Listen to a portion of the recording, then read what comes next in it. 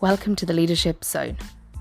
I'm your host, Sheila Walsh, Leadership Development Specialist, Coach and Researcher.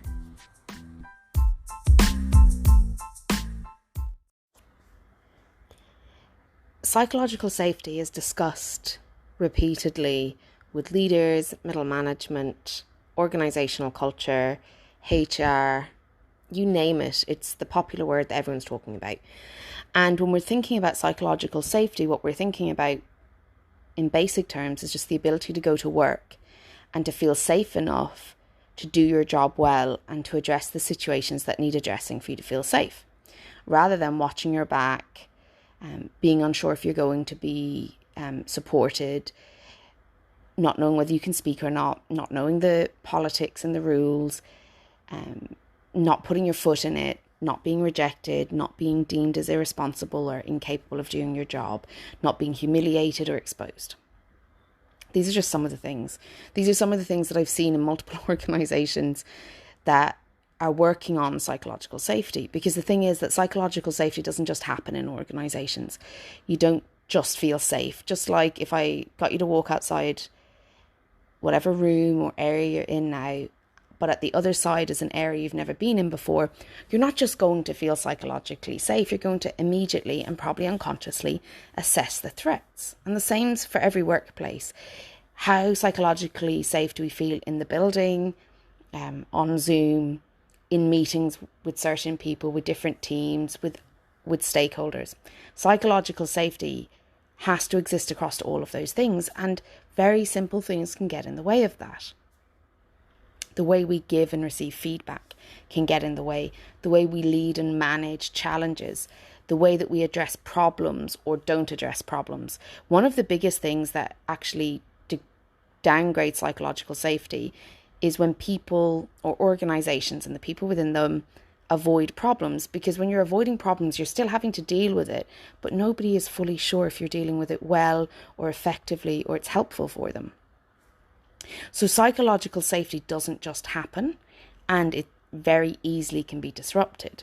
And having the skills in building and co-creating psychological safety and assessing teams, departments, organisations in terms of how psychologically safe they are as a leader is really important. Because if you can't assess whether the room generally feels psychologically safe to most of the participants in it, then you don't know if you're getting the accurate information or not. And this happens loads in different settings where leaders especially are getting certain types of information from one source or from one kind of avenue of source. And the reason for this is that actually when you're meeting people, they've been directly or indirectly told or curtailed or instructed to not discuss certain things with you. And some organisations it will be overt, where a manager says, don't go above me on this one.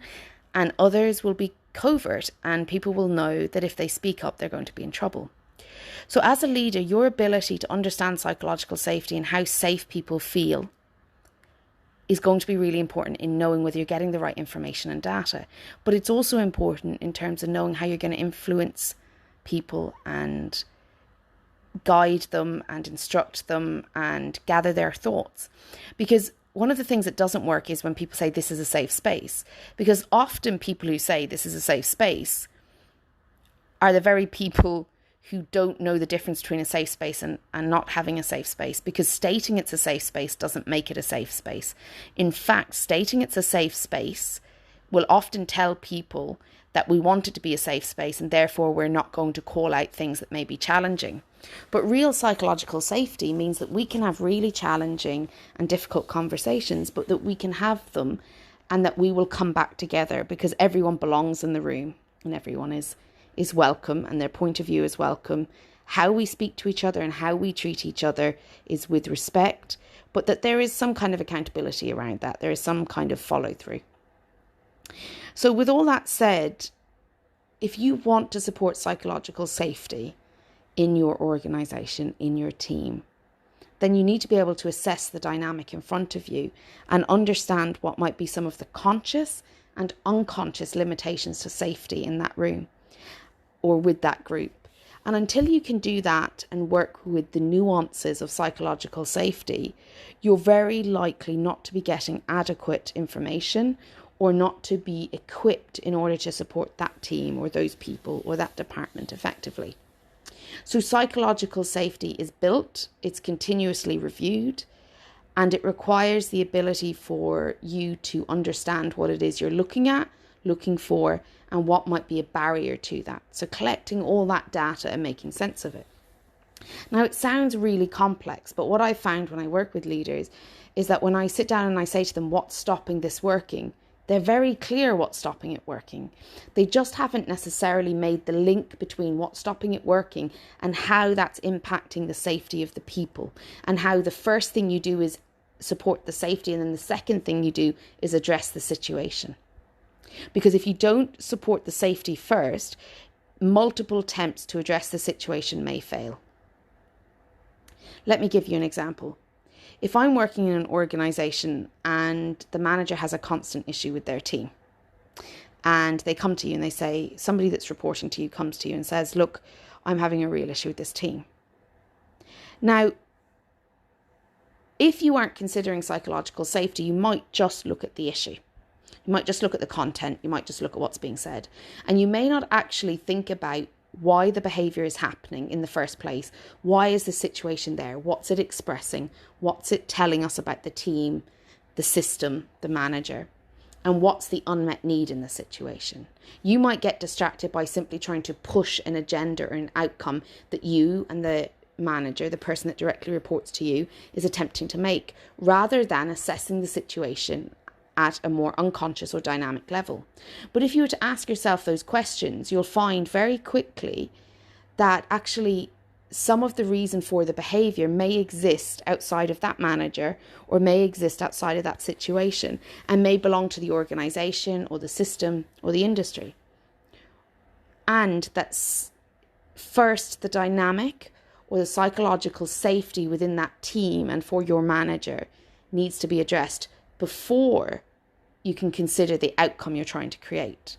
Now, most of the time we skip that because it feels like slow work. But sometimes we have to go slow to go fast, because by skipping that part, we can implement multiple different changes and get nowhere, because we haven't really understood the situation and the psychological safety and the safety and the dynamic of the people involved. And so that's why you as a leader need to understand psychological safety in order to do your job well.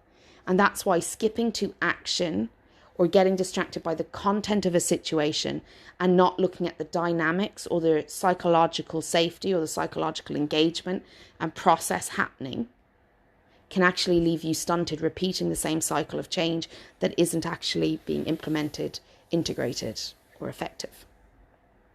I'd love to hear your thoughts on this. If you want to discuss a similar situation, you can book a free leadership consultation with me. Or if you want to discuss a situation via email, you can email me at info@sheilawalsh.com. That's SILEWALSH.com. And don't forget to sign up for my weekly-ish newsletters on leadership.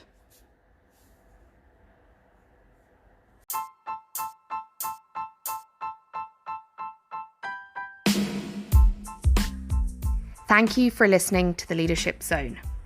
We can continue this conversation over on Twitter, and my Twitter handle is @SheilaWalsh1, or at LinkedIn, you'll find me under Sheila Walsh. To book a free consultation to discuss your leadership needs or the leadership development needs of your organisation, simply visit my website www.sheilawalsh.com and book a free leadership consultation. I look forward to hearing from you.